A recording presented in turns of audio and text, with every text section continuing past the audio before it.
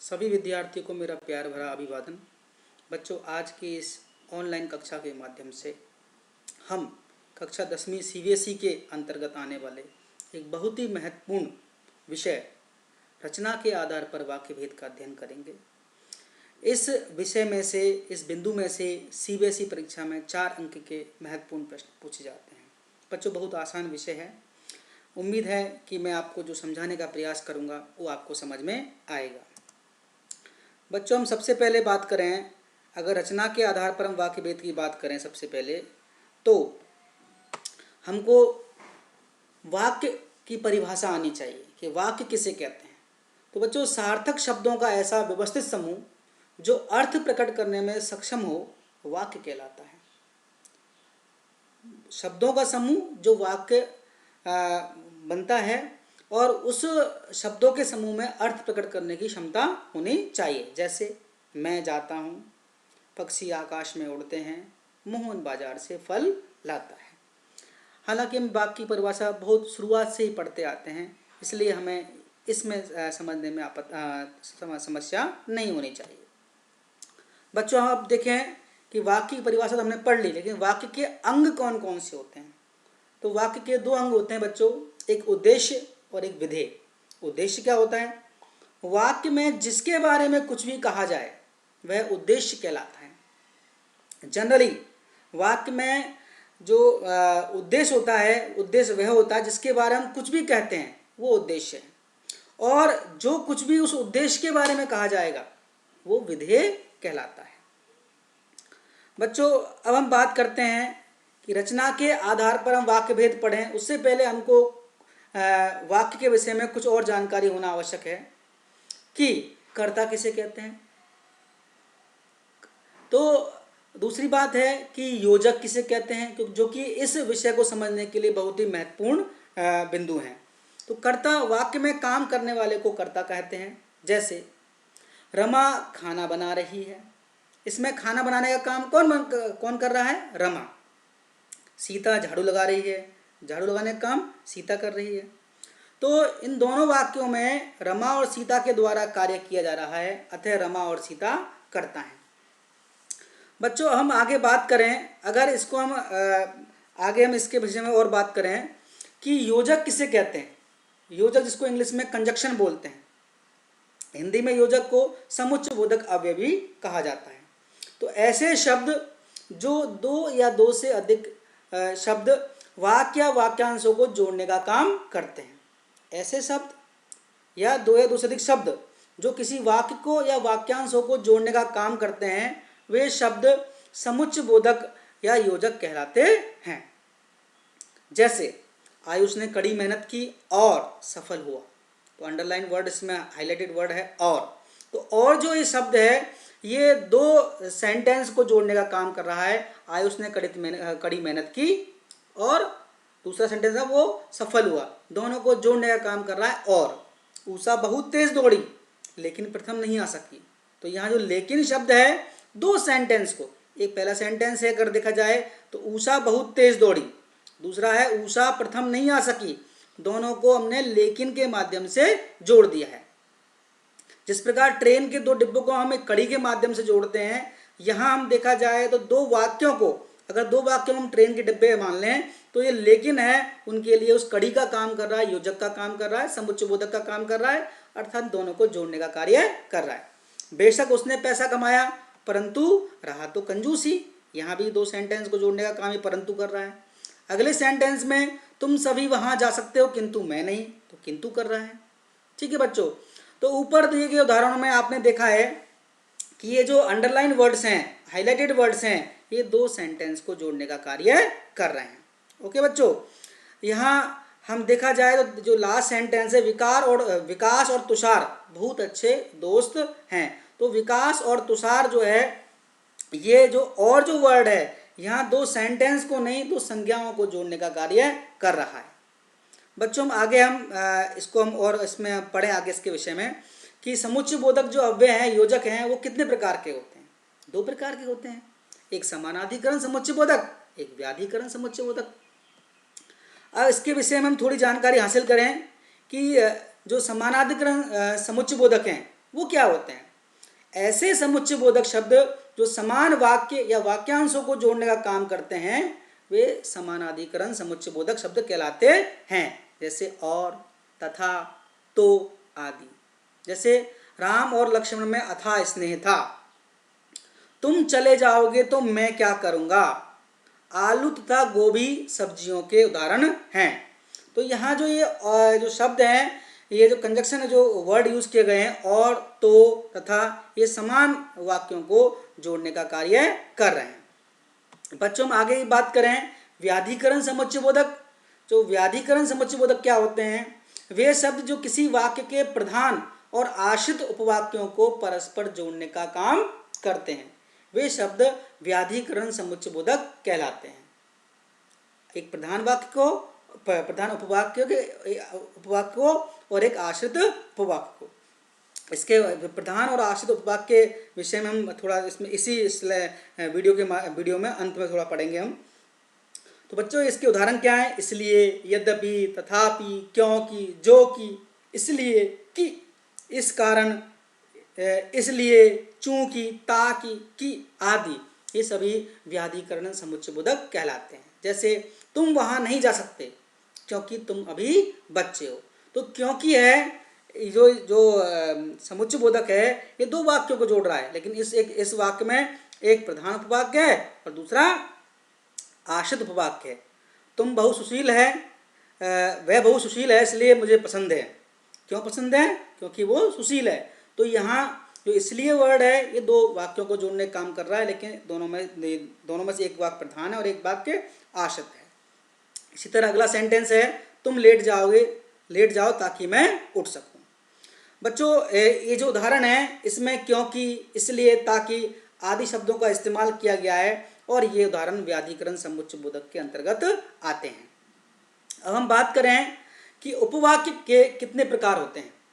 जो भी बताया आपको मैं, प्रधान उपवाक्य और आश्रित उपवाक्य। जैसा कि आपको पिक्चर में दिख रहा है कि उपवाक्य दो प्रकार के होते हैं, एक प्रधान उपवाक्य और एक आश्रित उपवाक्य। अब प्रधान उपवाक्य क्या होता है? किसी वाक्य में जो उपवाक्य किसी पर आश्रित नहीं होता, प्रधान होता है, मुख्य होता है, अर्थात स्वतंत्र होता है एवं उसकी क्रिया मुख्य होती है, वह मुख्य या प्रधान उपवाक्य कहलाता है। उसकी क्रिया मुख्य होती है और वो किसी पर आश्रित नहीं है। जैसे मोदी जी ने कहा कि अच्छे दिन आएंगे। इस वाक्य को देखें हम, तो इस वाक्य में मोदी जी ने कहा, तो ये जो कहा जो वर्ड है, जो क्रिया है, इसकी मुख्य क्रिया है, प्रधान उपवाक्य है। इस वाक्य में कि अच्छे दिन आएंगे, ये आश्रित उपवाक्य है, क्योंकि कि अच्छे दिन आएंगे का जो वाक्य है, ये मोदी जी ने कहा प्रधान उपवाक्य पर ये आश्रित है। बच्चों में इसके बारे में आगे बढ़े, आश्रित उपवाक्य के बारे में।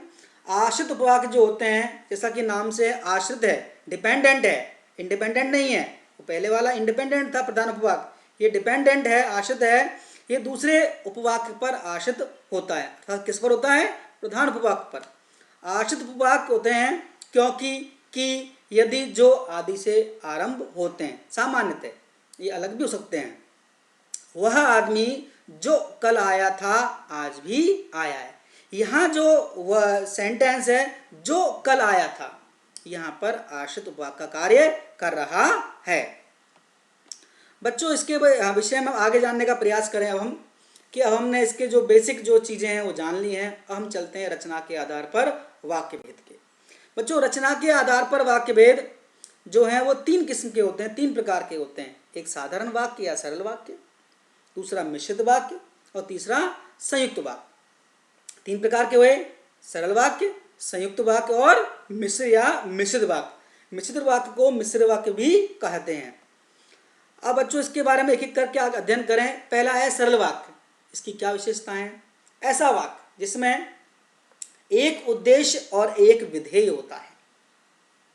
उद्देश्य जिसके बारे में कुछ कहा जा रहा है, विधेय जो कुछ कहा जा रहा है। देखा जाए तो एक कर्ता, एक क्रिया और जो वाक्य के आवश्यक अंग इसके अंतर्गत होते हैं।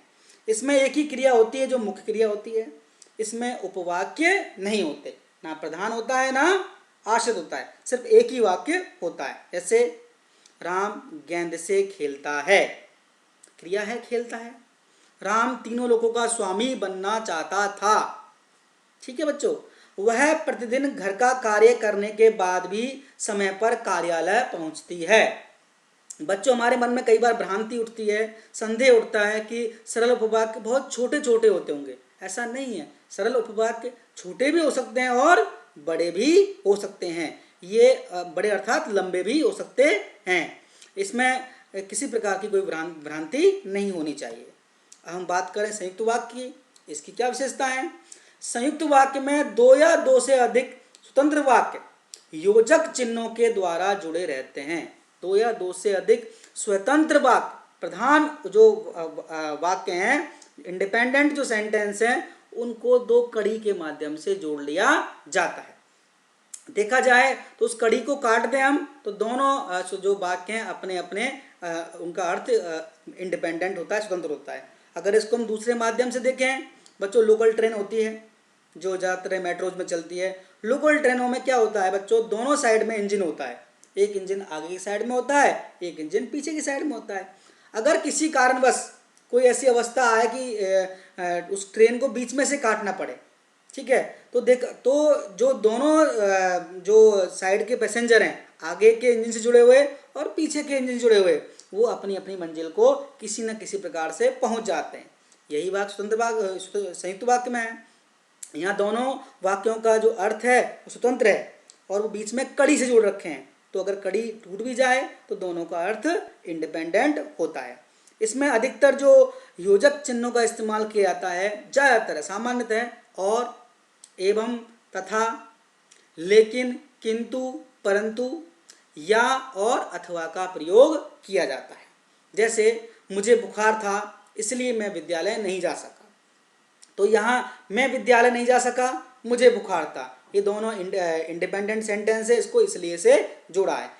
बच्चों, जो इसलिए जो योजक शब्द का इस्तेमाल जो किया गया है इसमें, वो अधिकतर सामान्य रूप से इससे जुड़े हुए प्रश्न नहीं पूछे जाते। ज़्यादातर और या लेकिन वाली फैमिली की लेकिन शब्द और इनकी फैमिली से जुड़े हुए शब्दों का इस्तेमाल किया जाता है। जैसे वह बाजार गया और उसने सामान खरीदा। दो सेंटेंस जोड़ रखें और से, दोनों सेंटेंस जो है, वह बाजार गया अपने आप में स्वतंत्र है, उसने सामान खरीदा अपने आप में स्वतंत्र है, किसी का अर्थ किसी पर डिपेंड नहीं है। और भी इसके एग्जाम्पल देख लिए, मजदूर मेहनत करता है परंतु उसे लाभ नहीं मिलता, उसे लाभ नहीं मिलता और मजदूर मेहनत करता है, अलग अलग हैं, स्वतंत्र हैं। बादल घिरे तथा अंधेरा छा गया, दो सेंटेंस को वापस तथा से जोड़ दिया गया है। मैंने उसकी बहुत प्रतीक्षा की परंतु किंतु वह नहीं आया, तो यहाँ भी दो इंडिपेंडेंट सेंटेंस को योजक से जोड़ा गया है। बच्चों, इसमें एक बार फिर बताऊं आपको मैं, इंडिपेंडेंट मतलब है कि उसका अर्थ किसी और पर निर्भर नहीं है। मजदूर मेहनत करता है अपने आप में इनकम्प्लीट है, हर मजदूर मेहनत करता है, तो मजदूर मेहनत करता है। इसके बाद है उसे लाभ नहीं मिलता, अपने आप में इंडिपेंडेंट है और इसको योजक से जोड़ दिया गया है परंतु से। बच्चों, कभी कभी क्या होता है संयुक्त वाक्य में, योजक चिन्हों का, योजक शब्दों का कई बार इस्तेमाल नहीं किया जाता, लेकिन फिर भी वो संयुक्त वाक्य कहलाते हैं। जैसे क्या सोचा था क्या हो गया, तो इसमें लोप कर दिया गया है। अगर देखा जाए तो इसके अंदर क्या है, क्या सोचा था और क्या हो गया, तो इसमें लोप कर दिया गया है और का। लेकिन बच्चों, ये लोप करने के बावजूद भी ये संयुक्त वाक्य है, क्योंकि एक ही वाक्य नहीं है। अगर ये एक ही वाक्य है होता तो ये सरल वाक्य, अगर ये एक ही होता है ये वाक्य तो सरल वाक्य होता, क्योंकि इसमें दो इंडिपेंडेंट सेंटेंस है, क्या सोचा था क्या हो गया, ठीक है, दोनों को कॉमा से जोड़ दिया गया है। इसका मतलब इसमें बीच में समुच्चय बोधक का लोप कर दिया गया है। बच्चों, हम बात करें मिश्र या मिश्रित वाक्य के, जो सबसे महत्वपूर्ण है और थोड़ा सा ज़्यादा जटिल है, कि वह वाक्य, इसकी क्या विशेषता है कि वह वाक्य जिसमें एक से अधिक उपवाक्य होते हैं। प्रधान उपवाक्य, आश्रित उपवाक्य। एक प्रधान उपवाक्य होता है और दूसरा गौण उपवाक्य, जिसको गौण उपवाक्य कहते हैं या आश्रित उपवाक्य भी कहते हैं। अब जो गौण उपवाक्य का अर्थ है वो प्रधान उपवाक्य पर निर्भर करता है। मुख्य उपवाक्य की जो क्रिया है वो मुख्य होती है और आश्रित उपवाक्यों का आरंभ सामान्यतः जो, कि, क्योंकि, जिसे, यदि, जैसे, जो, सो, जब, तब, जहाँ वहाँ, कि, क्योंकि, अगर, यदि, जैसा वैसा, जो वह, जिसे उसे से होता है। या फिर ये शब्द, ये जो वाक्य हैं इन शब्दों से या इन योजकों से जुड़े होते हैं। जरूरी नहीं है कि इनका जो आरंभ है इन सेंटेंस का इनसे हो, लेकिन कई बार लेकिन ये आवश्यक है कि ये इन योजकों से जुड़े होते हैं। जैसे जब गीता ने मेहनत की तब वह प्रथम आई, जब और तब से जुड़ा हुआ है। जो छात्र परिश्रम करते हैं वे ही सफल होते हैं, वे ही सफल होते हैं प्रधान उपवाक्य है। जो छात्र परिश्रम करते हैं आश्रित उपवाक्य है। जैसे ही सूर्यास्त हुआ चारों तरफ अंधेरा छा गया, वापस इसमें जैसे ही से जोड़ दिया गया। जैसे ही सूर्यास्त हुआ आश्रित उपवाक्य है, चारों तरफ अंधेरा छा गया ये प्रधान उपवाक्य है। यद्यपि वह दुबला पतला है तथापि वह ताकतवर है। एक बार फिर ये मिश्र वाक्य का उदाहरण है। वह विद्यालय नहीं आया क्योंकि वह बीमार है। यदि समय पर मैं सावधान हो जाता तो दुर्घटना ना घटती। ऐसा विद्यार्थी कहाँ मिलेगा जो गुरु पर जीवन समर्पित कर दे। ऐसा विद्यार्थी कहाँ मिलेगा जो गुरु पर जीवन समर्पित कर दे। बच्चों ये जो मैंने जो उदाहरण दिए हैं आपको, ये सारे उदाहरण मिश्र अथवा मिश्रित वाक्य के हैं। कहीं ना कहीं इनमें एक प्रधान उपवाक्य है और एक आश्रित उपवाक्य है। बच्चों अब जो क्वेश्चन उठता है कि आश्रित उपवाक्य तो हमने छांट लिया, लेकिन वो आश्रित उपवाक्य का भेद क्या है। कई बार एक क्वेश्चन आता है सीबीएसई में कि निम्नलिखित वाक्य में से आश्रित उपवाक्य छांटिए और उसका भेद भी लिखिए। भेद उसको किस प्रकार का है। अब ये 3 प्रकार के होते हैं, एक संज्ञा उपवाक्य, एक विशेषण उपवाक्य और एक क्रिया विशेषण उपवाक्य। अंग्रेजी में संज्ञा उपवाक्य को नाउन क्लॉज बोलते हैं, विशेषण उपवाक्य को एडजेक्टिव क्लॉज बोलते हैं और क्रिया विशेषण उपवाक्य को एडवर्ब क्लॉज बोलते हैं। अब इनके बारे में एक एक करके अध्ययन करते हैं कि संज्ञा उपवाक्य क्या होता है। संज्ञा उपवाक्य यह उपवाक्य प्रधान उपवाक्य की संज्ञा के स्थान पर प्रयुक्त होता है। ठीक है बच्चों, यह उपवाक्य वाक्य में संज्ञा का काम करते हैं। किसका काम करते हैं? संज्ञा का। इसीलिए ये संज्ञा उपवाक्य कहलाते हैं। जैसे राम ने कहा कि मैं पढ़ूंगा। राम ने कहा प्रधान उपवाक्य है और उसकी संज्ञा का काम कर रहा है कि मैं पढ़ूंगा। मैं नहीं जानता कि वह कहाँ है। यहाँ मैं नहीं जानता प्रधान उपवाक्य है, कि वह कहाँ है आश्रित उपवाक्य है। और किस प्रकार का आश्रित उपवाक्य है? संज्ञा उपवाक्य। कृष्ण ने कहा कि वह खाना नहीं खाएगा, तो कृष्ण ने कहा ये प्रधान उपवाक्य है और कि वह खाना नहीं खाएगा आश्रित उपवाक्य है। इसी प्रकार राजा ने कहा कि युद्ध में जीतना कठिन है। बच्चों इसमें जो ऊपर के जितने भी रेखांकित जो पद हैं वो सब संज्ञा उपवाक्य हैं।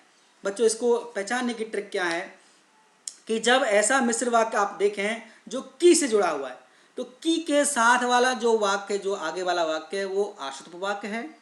और दूसरा की आते ही आप समझ जाइए कि ये संज्ञा उपवाक्य ही है। बच्चों ये ट्रिक है, इसको थोड़ा सा समझने की आवश्यकता है।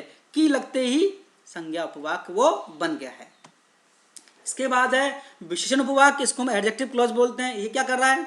पहला संज्ञा उपवाक्य था, वो प्रधान उपवाक्य की संज्ञा के रूप में काम कर रहा था। अब ये किसका काम करेगा? विशेषण का काम करेगा। यह उपवाक्य प्रधान उपवाक्य की संज्ञा या सर्वनाम की विशेषता बताता है। संज्ञा सर्वनाम की विशेषता बताने वालों क्या बोलते हैं? विशेषण। यह उपवाक्य संज्ञा सर्वनाम के विषय में विभिन्न सूचनाएं देता है।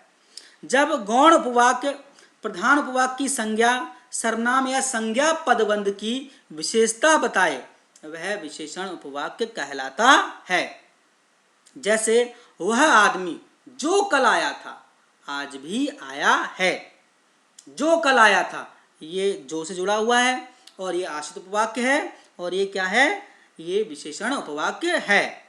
उस लड़के को अंदर बुलाओ जो बाहर आया है। जो बाहर आया है ये आश्रित उपवाक्य है, विशेषण वाला। यह वही औरत है जिसने कल सामान चुराया था। इसी प्रकार जो मेहनत करता है वह सफलता प्राप्त करता है। आप देख रहे हैं कि जो इसमें एक वाक्य है वो जो, जिसे, जिसने इत्यादि योजक शब्दों से जुड़े हुए हैं। तो यहाँ ऊपर सभी जो रेखांकित जो पद हैं वो विशेषण उपवाक्य हैं। बच्चों इसकी पहचानने की ट्रिक क्या है? इसकी पहचानने की ट्रिक है इसमें जो जिसके, जिसने, जिसे इत्यादि शब्दों का इसमें प्रयोग होता है। और उसके साथ लगे सेंटेंस को आप उतार लीजिए। जब सेंटेंस कंप्लीट हो गया वहां तक उतार लीजिए उसको, और आप लिख दीजिए कि ये विशेषण उपवाक्य है, जो, जिसे, जिसने, जिसके। ठीक है बच्चों, तो मुझे लगता है ये आपको समझ में आ गया होगा। इसके बाद हम पढ़ते हैं क्रिया विशेषण उपवाक्य।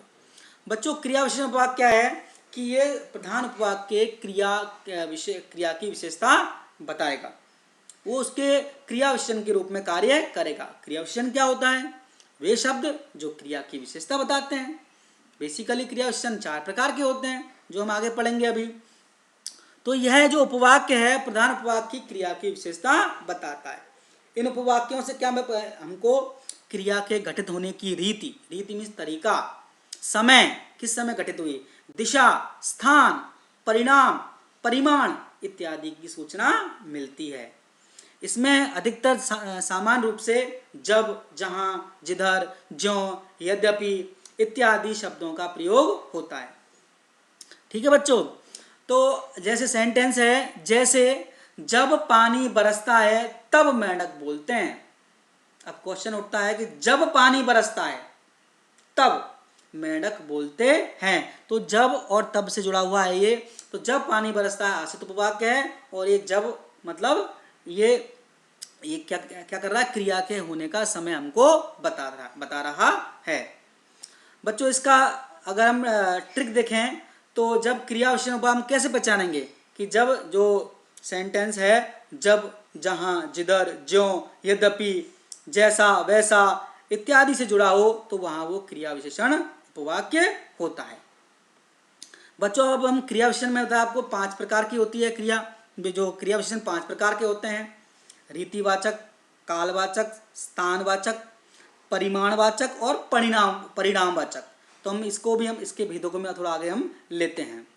बच्चों पहली है, इसका भेद है कि क्रिया विशेषण उपवाक्य 5 प्रकार के होते हैं। इसका पहला प्रकार हम देखें हैं तो कालवाचक क्रिया विशेषण, जो क्रिया के घटित होने के समय के बारे में हमको बताता है।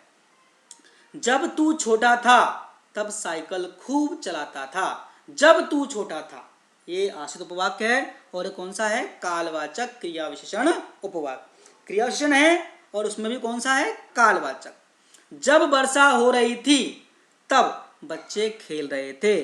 जब वर्षा हो रही थी, बच्चों इसमें आश्रित उपवाक्य है, और ये कौन सा है बच्चे, ये कालवाचक क्रिया विशेषण उपवाक्य है।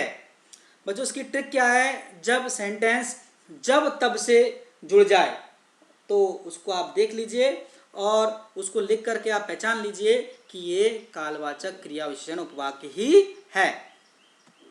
बच्चों हम आगे बढ़े, इसका दूसरा है स्थानवाचक क्रिया विशेषण। क्रिया के घटित होने का स्थान आपको बता रहा है। तुम जहां से आए हो मैं वही जा रहा हूं। जहां वहां से जुड़ा हुआ है, ठीक है। जहां वह रोज जाती है वहां मेरा घर है। जहां वह रोज जाती है वहां मेरा घर है।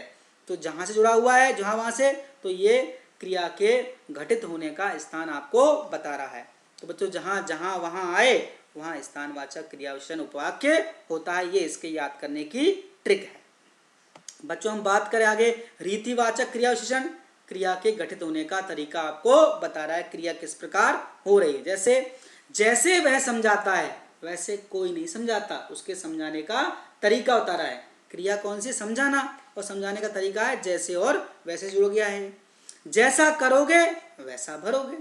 ठीक है बच्चों, तो यहाँ जैसा वैसा जैसे वैसे आ रहा है।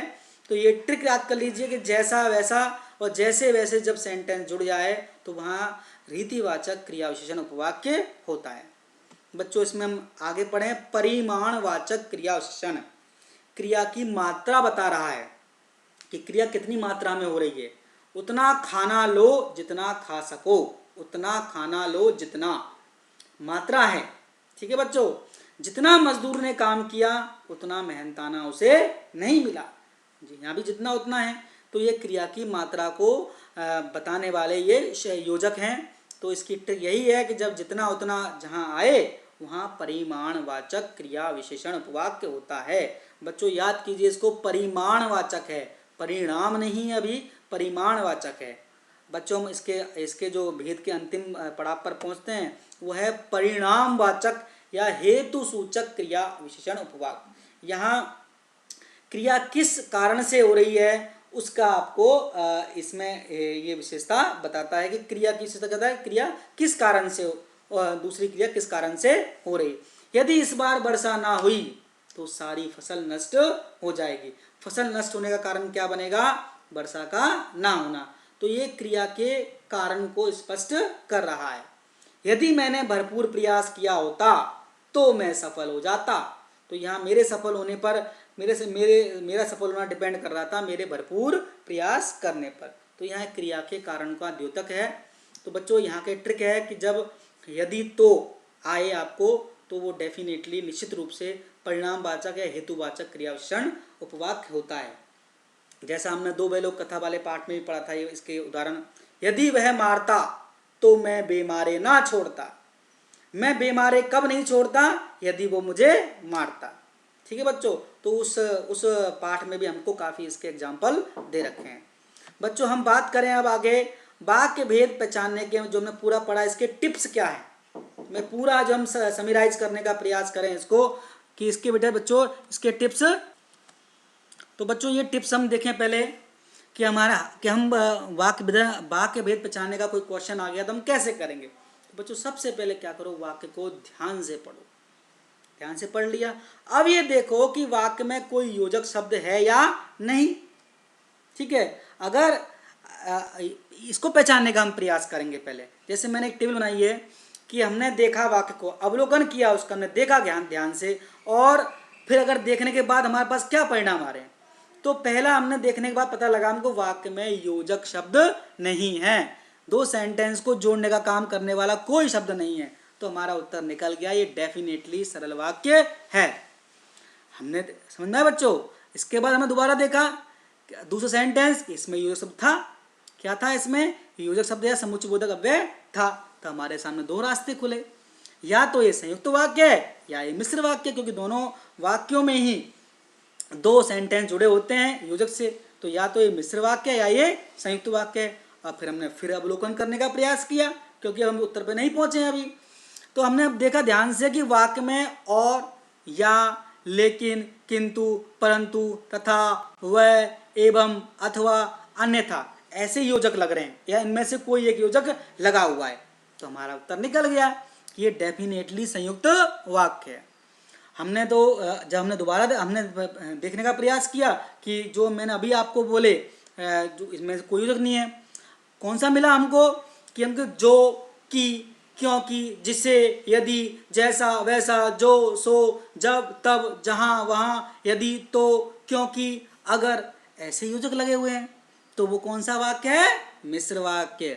तो आपको ये ध्यान रखना है कि पहले आपने सेंटेंस ध्यान से पढ़ लिया, देखा उसको ध्यान से कि दो सेंटेंस को जोड़ने का काम योजक कर रहा है, योजक है, बोला नहीं है, नहीं है तो सरल वाक्य हो गया कि साहब है तो कौन से हैं? और, या, लेकिन, किंतु, परंतु, अथवा, या है संयुक्त वाक्य। ये नहीं है, दूसरे हैं योजक, यदि, तो, जैसा, वैसा, जहाँ, वहाँ, जब, तब है, तो वो मिश्र वाक्य है।